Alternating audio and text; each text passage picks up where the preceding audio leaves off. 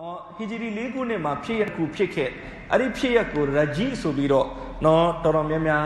သိကြတယ်စာအုပ်တွေမှာရဂျီဆိုတဲ့ခေါင်းစဉ်နဲ့အဲ့ဒီဖြစ်ရကိုတင်ပြကြရဂျီဆိုတာကနေရာဒေသတစ်ခုရဲ့အမည်ပဲအဲ့ဒီရဂျီဆိုတဲ့နေရာမှာဒီဖြစ်ရကြီးဖြစ်ခဲ့တာအဲ့ဒီဖြစ်ရကြီးကတော်တော်ကိုယဉ်နှင့်ဖွယ်ကောင်းတဲ့အင်မတန်ဝမ်းနည်းစရာကောင်းတဲ့ဖြစ်ရတစ်ခုဖြစ်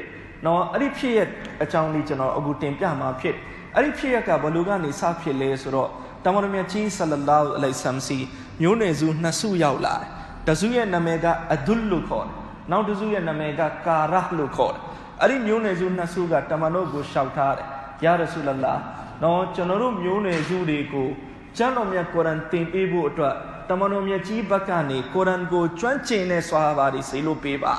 အဲ့ဒီလိုလာတောင်းဆိုတယ်ကျွန်တော်တို့မျိုးနွယ်စုမှာကုရ်အာန်ကျမ်းတော်မြတ်ကိုသင်ပေးဖို့ရှင်းပြဖို့အတွက်ကုရ်အာန်ကိုတော်တော်ကျွမ်းကျင်ရှိတဲ့ဆွာဟာတွေကျွန်တော်တို့နဲ့အတူထည့်ပေးပါစေလို့ပေးပါဆိုပြီးတောင်းဆိုတော့တမန်တော်မြတ်ကြီးဆလောက်ဆမ်ကလည်းကောင်းပြီဆိုပြီးတော့တမန်တော်ဆွာဟာပေါင်း10ပါးဝန်းကျင်လောက်ကိုတမန်တော်မြတ်ကြီးသူတို့နဲ့အတူထည့်ပေးလိုက်အဲ့ဒီဒေသမှာအဲ့ဒီမျိုးနွယ်စုသူတို့ခေါ်သွားမယ်သူတို့မျိုးနွယ်စုတွေကိုကုရ်အာန်ကျမ်းတော်မြတ်သင်ပေးဖို့အဲ့ဒီလိုနဲ့ဒီဆွာဟာတွေကိုဒီအဒုလ်မျိုးနယ်နဲ့ကာရမျိုးနယ်ကခေါင်းဆောင်တွေကသူတို့တွဲပြီးတော့ခေါ်သွားရင်နဲ့နေရာတစ်ခုရောက်တယ်အဲ့ဒီနေရာရဲ့နာမည်ကျွန်တော်အခုနပြောတဲ့ရဂျီဆိုတဲ့နေရ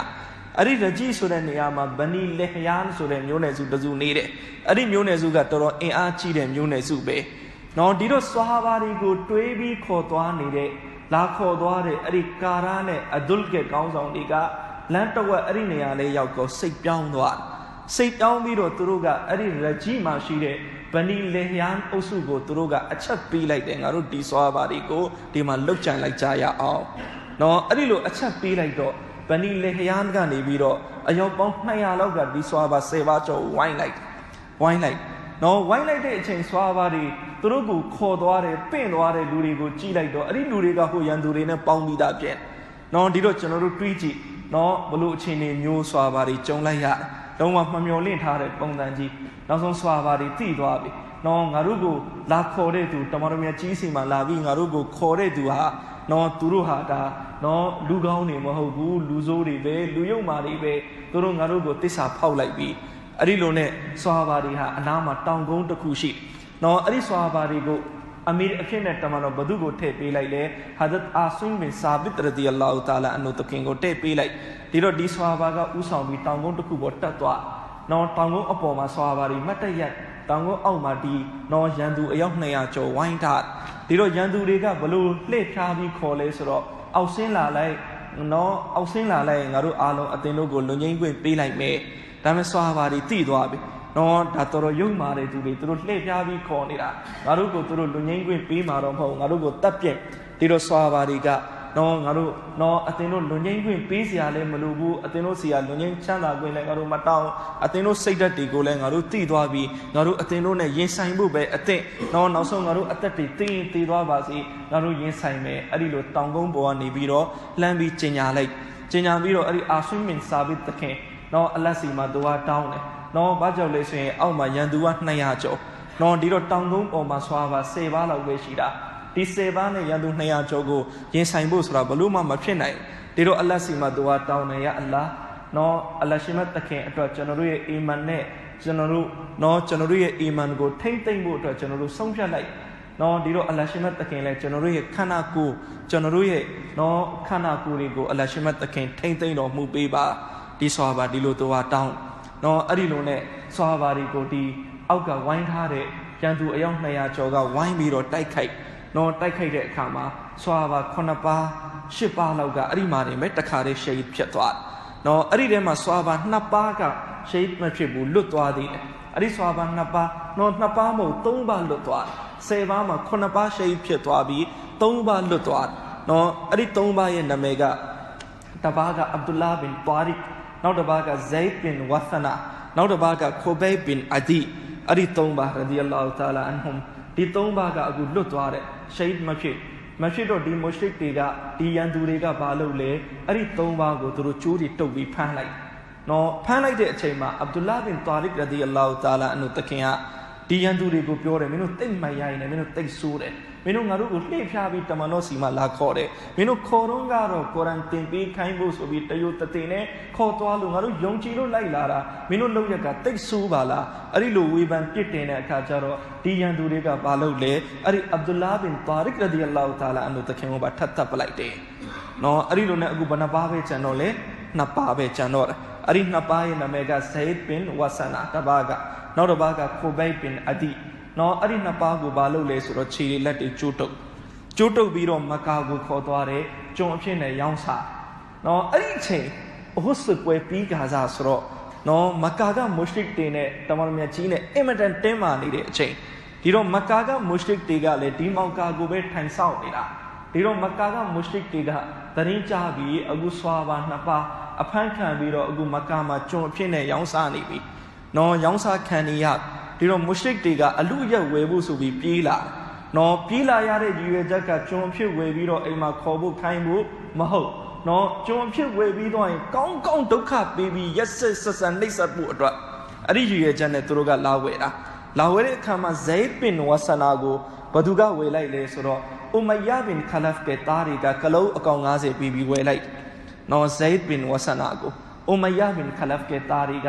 ကလုံးအကောင်90ပြီးဝယ်လိုက်အူမယဘင်ခလဖ်ဆိုတာမုရှရစ်ခေါင်းဆောင်နော်သူကနော်ဘဒရ်စစ်ပွဲမှာသူကြာရှုံးသွားတယ်ဘဒရ်စစ်ပွဲမှာသူတည်သွားတယ်ဒီတော့သူ့သားတွေကသူ့အဖေရဲ့နော်ရန်ညိုးကိုပြန်ခြေပမယ်ဆိုတဲ့ရည်ရွယ်ချက်နဲ့အဗ်ဒူလာဘင်ဝဆနာတခင်ကိုကလုံးအကောင်90ပြီးဝယ်လိုက်နော်ဝယ်ပြီးသွားတဲ့အခါကျတော့အဗ်ဒူလာဘင်ဝဆနာတခင်ကိုသူတို့အင်ခေါ်သွားတယ်အင်ခေါ်သွားပြီးကောင်းသူတို့ဒုက္ခပေးတယ်ရိုက်တယ်နှက်တယ်ရက်ဆက်လုပ်တယ်လုပ်ပြီးသွားတဲ့အခါမှာသူတို့ကျွန်တယောက်ရှိတယ်နစတာစ်လို့ခေါ်တယ်အဲ့ဒီကျွန်ကိုပြောတယ်သူ့ကိုတရွတ်တိုက်ဆွဲသွားပြီးရင်တန်အင်းဆိုတဲ့နေရာကိုခေါ်သွားတန်အင်းဆိုတာကျွန်တော်တို့ဟာဂျီတွေတော်တော်များများသိကြတယ်ဟိုမှာအူမရာတွားလုပ်ကြတယ်မစဂျစ်အိုင်ရှာပလီရှိတဲ့နေရာဖြစ်အဲ့ဒီနေရာကိုခေါ်သွားပြီးအဲ့ဒီမှာတွားတက်လိုက်နော်အဲ့ဒီလိုနဲ့အဗ်ဒူလာဘင်ဝဆနာတခင်ကိုနော်အဲ့ဒီနေရာကိုခေါ်လာတယ်ကျွန်ဖြစ်တဲ့တယောက်နစတာဆိုတဲ့တယောက်ကဒီကျွန်ကတော့နောက်ပိုင်းမှာအီမန်ရှင်ဖြစ်သွားအဲ့ဒီအချိန်တုန်းကတော့သူအီမန်ရှင်မဟုတ်သေးဘူးအဲ့ဒီလိုခေါ်လာပြီးဟိုရောက်တဲ့အခါကျတော့တတ်ဖို့လို့တော့ဘသူကပြေးပြီးရောက်လာတယ်ဆိုတော့မက္ကာမှာအဘူဆူဖီယန်ကပြေးပြီးရောက်လာတယ်အဘူဆူဖီယန်ကနော်အဲ့ဒီတတ်တော်မဲ့ဆဲမှာရောက်လာပြီးတော့အဒီဆွာဘာအဗ်ဒူလာဘင်ဝဆနာရဒီအလ္လာဟူတာလာအန်ဟူတခင်ကိုပြောတယ်နော်ခင်ဗျာဘာလို့အတိခံပါလဲနော်မင်းအသက်နဲ့မုဟမ္မဒ်နဲ့လဲလိုက်ပါလားနော်မင်းအသက်အစားမင်းမုဟမ္မဒ်ရဲ့အသက်ကိုမင်းယူလိုက်မင်းကငါတို့ဒီလိုကောင်းမွန်ပြန်ထားပေးမယ်အဘူဆူဖီယန်ကအဲ့ဒီလိုပြန်ပြီးစီးရုံတယ်အဘူဆူဖီယန်ကဂျင်းထဲကဆန္ဒကလည်းဒီလိုဖြစ်နိုင်နေတဲ့သူကဒီဆွာဘာကိုစီးရုံပြီးတော့ပြန်တရှုအဖြစ်နဲ့လွတ်ပြီးတော့တမန်တော်ကိုသူတောက်ကြံကျင်တာနော်ဒါမဲ့ဒီဆွာဘာကဘာပြန်အဖြစ်ပေးလဲနော်ကျွန်တော်ကတမန်တော်မြတ်ကြီးဆလောလ္လဟ်အလัยဟိဝါဆလမ်ရဲ့အသက်နဲ့ကျွန်တော်အသက်ကိုလဲပြီးကျွန်တော်အေးချမ်းနေဖို့ခင်ဗျားကျွန်တော်ကိုလာပြီးပြောနေတယ်ခင်ဗျားမှတ်ထားတဲ့တမန်တော်စီစူးလေးတစ်ခုစူးမယ်ဆိုရင်တော့မှအဲ့ဒီစူးလေးတစ်ခုအတွက်ကျွန်တော်အသက်ပေးလိုက်မယ်တမန်တော်ကိုတော့စူးမခံနိုင်ဘူးနော်ဒီဆွာဘာအဲ့ဒီလိုလဲအဖြစ်ပြန်ပြီးတော့အဘူဆူဖီယန်ကခေါင်းခါပြီးတော့ပြောတယ်ငါရဲ့ဇင်ဒဂီမှာမုဟမ္မဒ်ကနောက်လိုက်တေးလောက်မုဟမ္မဒ်အပေါ်တစ္ဆာရှိတာငါတခါမှနော်တခြားသူတွေစီမှာငါမမြင်ဘူးနော်အဘူဆူဖီယန်အဲ့ဒီလိုပြောပြီးသူသွားလိုက်နော်အဲ့ဒီကျွန်းနစတာစ်ကလည်းဒီဆွာဘာအဗ်ဒူလာဘင်ဝဆနာရဒီအလ္လာဟူတာလာအန်ဟူတခင်ကိုတပ်ပစ်ပလိုက်နော်အဲ့ဒီမှာနော်အဗ်ဒူလာဘင်ဝဆနာတခင်ရှိတ်ဖြစ်သွားနော်နောက်ထပ်တစ်ယောက်ကဘာလို့လဲဆိုတော့နောက်ထပ်တစ်ပါးကဟာဇတ်ခိုဘိုက်ဘင်အဒီရဒီအလ္လာဟူတာလာအန်ဟူတခင်အခုသူ့ကိုလည်းပဲကျိုးတုပ်ပြီးတော့နော်ကျွန်းအဖြစ်နဲ့နော်ဒီအုပ်စုကမကာမှာလာရောက်တော့သူ့ကိုဘသူကဝယ်လဲဆိုတော့နော်ဟာရစ်ဘင်အာမီနော်မုရှရစ်ခေါင်းဆောင်ပဲသူလဲသူ့ရဲ့သားတွေကကလုံးအကောင်100ပြီးဒီဆွာဘာကိုဝယ်လိုက်ကလုံးအကောင်100ပြီးဝယ်လိုက်သူတို့လည်းဒီနီယတ်နဲ့ဝယ်တာကျွန်းဆိုရင်ကျွန်းဝယ်ပြီးခိုင်းဖို့အလုပ်လုပ်ခိုင်းဖို့အဲ့ဒီနီယတ်မဟုတ်ကောင်းဒုက္ခပေးပြီးပြန်တတ်ဖို့အတွက်ဘာကြောင့်လဲသူတို့အဖေဟာနော်ဘဒရ်စစ်ပွဲမှာကြထားတယ်ဆွာဘာတွေနဲ့ရင်ဆိုင်ရင်းနဲ့အဲ့ဒီလက်စားချေဖို့အတွက်သူတို့ဘာလုပ်လဲဟာဇတ်ခိုဘိုင်ဘင်အဒီတခင်ကိုကလုံးအကောင်100ပြီးတော့သူတို့ဝယ်လိုက်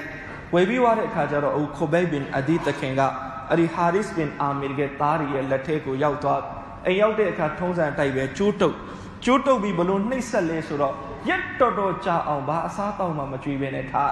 ရေလည်းမတိုက်ဘူးအစားတောက်လည်းမကြွေးဘူးဒီတော့ခိုဘိုင်ဘင်အဒီရဒီအလ္လာဟူတာလာလို့တခင်လုံးဝတော့ဘာမှမစားရအောင်နော်အဲ့ဒီအိမ်မှာဘာလို့လဲရှိလဲဆိုတော့နော် ari Haris bin no Amirge Tari le shidlo Tamiti of lebe shide Ari Tamiga Zainab Luko no Ari Tamiga Piam Topiare Chamare no Chama Akuriga Dichongo Chuto Biro Tata no Chamaru Akuriga Dichongo Pa Asataluma Machu Yile Matai no didai asanya biti dwa ari lo naisat da me chama thulu san twi yare no chama twa chi lai tu ga di lo zabit khain lat sat sat ji de tu yu bi ro sa ni de be ga ni blo tu ara ri ya ni ma ma ti di lo sirat ke sauti ma yi de Allah pak ka ni be di Khubayb bin Adi takin ko no achain kha maဟုတ်တဲ့ asa tauk ti no Makka ma chan ne neya ma ro we lo ma ya bu ari achain zabit ti ga da me Khubayb bin Adi ye lat the ko alulo yaw ni de no naw song ma Khubayb bin Adi ka tu attack ခံရတော့မယ်ဆိုတာ तू သိတဲ့အခါကျတော့ तू အိမ်သူအိမ်သားတွေကိုပြောတယ်ကျွန်တော်ကိုဓာလေးတစ်ချောင်းလောက်ပြီးတော့ကျွန်တော်ခန္ဓာကိုယ်ကအမွှေးမြင်တွေကိုကျွန်တော်တန်ရှင်းလို့ဘာကြောင့်လဲကျွန်တော်ခွင်လုံးခံနေပြီနော်အဲ့ဒီခါကျတော့ဓာတစ်ချောင်းပြီးတယ်နော်ဓာပေါ့အဲ့ဒီဓာကို तू ကင်ထားတဲ့အချိန်အဲ့ဒီအိမ်ကခလေးလေးတစ်ယောက်ကပြေးဝင်ပြီး Khubayb bin Adi ရဲ့ကိုယ်မှာသွားထိုင်လိုက်ဒီတော့အိမ်သူအိမ်သားတွေကစိုးရိမ်သွားတယ်ဘာဖြစ်လို့လဲသူတို့က Khubayb bin Adi ကိုတတ်တော့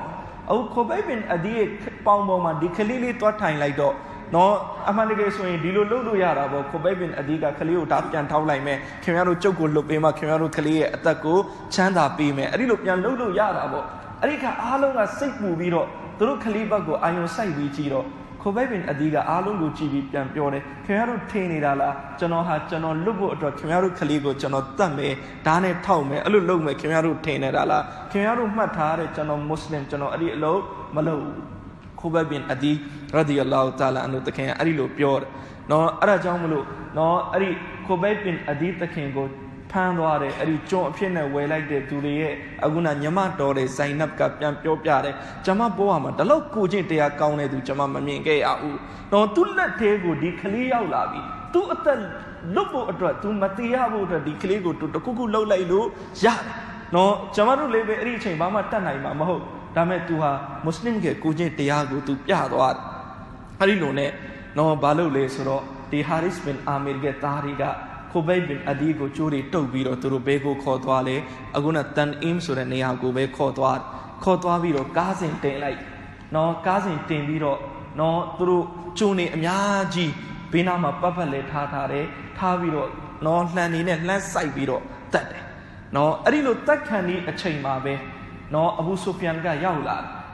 ပြီးသူပထမတစ်ယောက်ကိုမေးခဲ့တဲ့မေးခွန်းအတိုင်းပြန်မေးတယ်နော်မင်းရဲ့အသက်ကိုမုဟမ္မဒ်နဲ့အသက်နဲ့လဲလိုက်ပါလားမင်းအဲ့ဒီလိုလဲလိုက်မယ်ဆိုရင်မင်းဘဝတော်တော်အေးချမ်းသွားလိမ့် Khubayb bin Adi ကလည်းအဘူဆိုဖီယန်ကိုနော်ပြန်ပြောပြခဲ့တဲ့ပြင်းပြင်းထန်ထန်နော်ကျုပ်ဘာလို့လဲရမှာလဲကျုပ်တမန်တော်ဟာကျုပ်တို့အတွက်နော်ကျုပ်တို့အသက်ကောခန္ဓာကိုယ်ကောကျုပ်တို့တမန်တော်အတွက်ကျုပ်တို့ဇရီးဖို့အစဉ်သစ်ပဲတမန်တော်ရဲ့ဒုက္ခအတွက်နော်ကျွန်တော်တို့နတ်နဲ့မှကျွန်တော်တို့သစ္စာဖောက်ဖို့ဒီလိုလုပ်ဖို့မရှိဘူးအဲ့ဒီလို Khubayb bin Adi တခင်ကပြန်ပြောတော့အဘူဆိုဖီယန်ကထပ်ပြီးကောင်းခါပြီးပြောတယ်ငါထင်တဲ့အတိုင်းပဲနော်မုဟမ္မဒ်ကနောက်လိုက်တရားဘရောမမုဟမ္မဒ်ကိုသစ္စာပေါက်မှာမဟုတ်ဘူးအဲ့ဒီလိုနဲ့ Khubayb bin Adi radiyallahu ta'ala anhu တခင်ကိုတတ်ခံနေမှာ Khubayb bin Adi တခင်ကနော်တခုတောင်းတယ်ကျွန်တော်ကိုနမတ်နေ2ရကတ်လောက်ပတ်ခွင့်ပေးပါအဲ့ဒီလိုနဲ့ခွင့်ပေးတော့သူနမတ်2ရကတ်ကိုတိုးပဲဖတ်လိုက်နမတ်ဖတ်ပြီးသွားတဲ့အခါကျတော့သူ့ကိုကားစင်ပေါ်တင်ကောအဲ့ဒီလိုနဲ့သူကားစင်ပေါ်မှာအတင်ခံရတဲ့အချိန်တမန်တော်မြတ်ကြီးဆလလာဟူအလိုင်ဟိဝါဆလမ်စီသူဒရုဒ်ဆလမ်ပို့တဲ့အခါဂျီဘရာအီလ်ကအဲ့ဒီဒရုဒ်ဆလမ်ကိုယူသွားပြီးတော့တမန်တော်မြတ်ကြီးဆလလာဟူအလိုင်ဟိဝါဆလမ်စီကိုသွားပြီးတော့ပို့ပြီးတော့တမန်တော်တော်ကြီးကွဲသွားတော့ငါရဲ့ဆွာဘာခိုးပဲနောက်ဆုံးအချိန်ရောက်နေပြီတမန်တော်မြတ်ကြီးအဲ့ဒီအချိန်မှာတိတိချင်းချက်ချင်းပဲဆွာဘာနှစ်ပါးတပါးရဲ့နာမည်ကဟာဇတ်Miqdad radiyallahu ta'ala anhu တခင်နောက်တစ်ပါးရဲ့နာမည်ကဟာဇတ် Zubair radiyallahu ta'ala anhu တခင်အဲ့ဒီနှစ်ပါးကိုတမန်တော်လွတ်တယ်နော်မင်းတို့အမြန်သွား Khubayb ကိုကယ်လို့ရရင်ကယ်ခဲ့နောက်ဆုံးကယ်လို့မရရင်တော့မှမင်းတို့ Khubayb ရဲ့အလောင်းတော်ပြန်ပြီးတော့ယူခဲ့အဲ့ဒီလိုတမန်တော်လွတ်လိုက်အဲ့ဒီလိုနဲ့ဒီဆွာဘာနှစ်ပါးလဲမဒီနာကနေအမြန်သွားရောမကောက်နော်သွားတဲ့အခါမှာနောက်ဆုံးမီတော့မမီတော့ဒါပေမဲ့သူတို့ဒီလိုမြင်ကွင်းတွေ့ရတယ် Khubayb bin Adi တခင်ကိုဒီမုရှရစ်တွေကတတ်ထားတယ်ဒဖန်မလုပ်ရသည်ကားစင်ကြီးမှာအဲ့ဒီအတိုင်းနော်တန်လန်ကြီးဆွဲထားတုံးပဲဒါပေမဲ့အနားမှာကျွံပေါင်းအယောက်40ကိုအဆောင်ထားတာဒါတော့ Zubair တခင်နဲ့မိသားတခင်ဒီစွာဘာနှစ်ပါးကအခုဘလို့မဆိုငါတို့ကယ်လို့မရရင်တော့မှတမန်တော်မှားလိုက်တဲ့အတိုင်းပဲအလောင်းတော့ပြန်ယူသွားမယ်ဆိုပြီးလို့တော့အလောင်းယူဖို့လည်းမလွယ်ဘူးအနားမှာကျွန်ရောက်40လောက်ကပတ်လေးစောင့်နေတော့နောက်ဆုံးသူတို့သတိထားပြီးကြည့်ရင်လည်းညအချိန်ရောက်တော့အဲ့ဒီကျွန်တွေအားလုံးအိပ်ပျော်သွားရောအိပ်ပျော်သွားတဲ့အချိန်မှာဒီမိသားတခင်နဲ့ဇူဘိုင်တခင်တို့ကခတ်တွတ်လေးပဲကျိုးစင်ပေါ်တက်တယ်ကျိုးတွေဖြီးပြီးတော့အလောင်းကိုမပြီးတော့ယူပြေးပါလေရောအဲ့ဒီလိုနဲ့ဒီကျွန်တွေအေးဟာနိုးတော့အလောင်းပျောက်သွားပြီပျောက်သွားတဲ့အခါကျတော့ဒီကျွန်တွေအားလုံးလိုက်ရှာ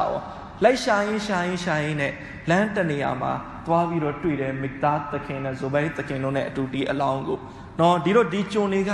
အနောက်ကနေလိုက်လာပြီးဝိုင်းတော့မယ်အဲ့ဒီအချိန်မှာဟာဇ်ဇူဘိုင်တခင်ကနော်ဒီခိုဘိုင်တခင်ရဲ့အလောင်းကိုနော်ဒီနော်အစည်းအင်းပုံကနေမြေကြီးပုံကိုချလိုက်တယ်နော်မြေကြီးပုံကိုချလိုက်တဲ့အချိန်မှာပဲတဲ့မြေကြီးကနှစ်ချမ်းကွဲသွားတယ်နှစ်ချမ်းကွဲပြီးတော့အဲ့ဒီခိုဘိုင်ဘင်အဒီရဒီအလ္လာဟူတာလာအန်တခင်ကိုမြေကြီးကပါလို့လိုက်တယ်နော်မြေကြီးကနှစ်ချမ်းကွဲပြီးအတွင်းထဲကိုစုပ်ယူလိုက်တယ်ပြီးတဲ့အခါမှာမြေကြီးပြန်စီသွားတယ်ဒီကျွန်တွေအနားမှာလာပြီးဝိုင်းလိုက်တယ်ဆိုပဲတခင်မှာကောမိသားတခင်မှာကောအလောင်းပြန်ပြီးတော့မတွေ့ရတော့ဘူးလေးစားတဲ့မိတ်ဆွေညီနောင်များခင်ဗျဒီထဲမှာနောက်တစ်ဖြစ်ရတစ်ခုလည်းပဲရှိသေးတယ်နော်ကျွန်တော်အခုနပြောတယ်နော်ဒီဆွာဘာ10ပါးထဲမှာအမီအဖြစ်နဲ့တမန်တော်ဆေလို့လိုက်တဲ့ဆွာဘာအဲ့ဒီဆွာဘာရဲ့နာမည်ကအာဆွင်ဘင်ဆာဘစ်ရဒီအလ္လာဟူတာလာအန်တခင်လို့ခေါ်အဲ့ဒီအာဆွင်ဘင်ဆာဘစ်တခင်ဟာသူလေးပဲဘဒရ်စစ်ပွဲမှာပါဝင်ဆင်နွှဲခဲ့နော်ဘဒရ်စစ်ပွဲမှာသူနဲ့ရင်ဆိုင်တိုက်ခိုက်ရင်းနဲ့မက္ကာကမုရှရစ်အမျိုးသမီးတယောက်သူ့နာမည်ဆူလာဖာဘင်တေဆာအီဒ်လို့ခေါ်တယ်အဲ့ဒီအမျိုးသမီးရဲ့သား2ယောက်က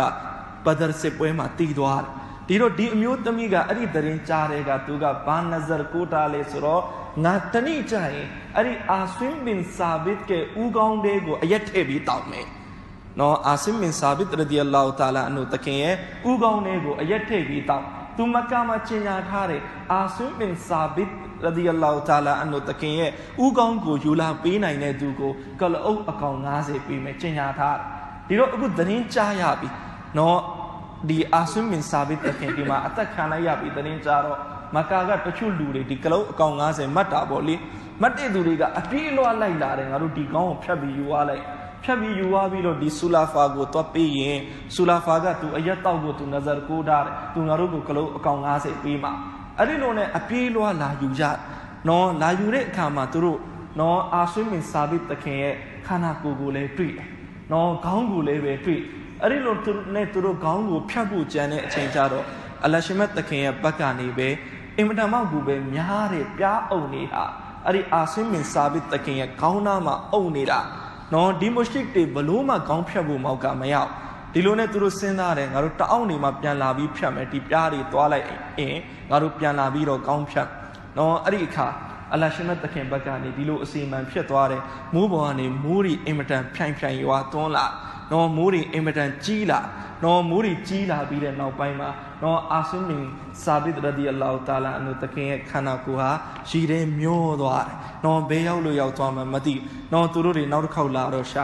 လို့မတွေ့တော့ဒါကြောင့်ကျွန်တော်အခုနတင်ပြခဲ့တဲ့အာဆွင်ဘင်ဆာဘစ်တခင်ဟာသူရှိတ်မဖြစ်ခင်မှာအလ္လာဟ်စီမှာသူကတောင်းခဲ့တယ်ယာအလ္လာဟ်ကျွန်တော်တို့ဟာအလ္လာဟ်အတွက်ကျွန်တော်တို့ရဲ့အီမန်ကိုကျွန်တော်တို့ထိမ့်သိမ့်မယ်ကျွန်တော်တို့ရဲ့ခန္ဓာကိုယ်ကိုအလ္လာဟ်ထိမ့်သိမ့်ပေးပါတကယ်ပဲသူ့ရဲ့ခန္ဓာကိုယ်ကိုအလ္လာဟ်ရှင်မတ်တခင်ထိမ့်သိမ့်ပေးလိုက်တဲ့မုရှရစ်တွေရဲ့လက်ထဲမရောက်တော့နော်ဒါဟာဟီဂျရီ4ခုနှစ်မှာဖြစ်ခဲ့တဲ့ဖြစ်ရကြီးတစ်ခုဖြစ်နော်အင်မတန်မှကိုပဲနော်ဆွာဘာတွေကြားထဲမှာလည်းအင်မတန်ဝမ်းနည်းခဲ့ရတယ်ဒီဖြစ်ရအပေါ်မှာနော်ဒီဖြစ်ရတစ်ခုဖြစ်ခဲ့တယ်နော်အဲ့ဒါကိုရဂျီဆိုပြီးတော့ခေါ်ကြနော်ဒါကဖြစ်ရတစ်ခု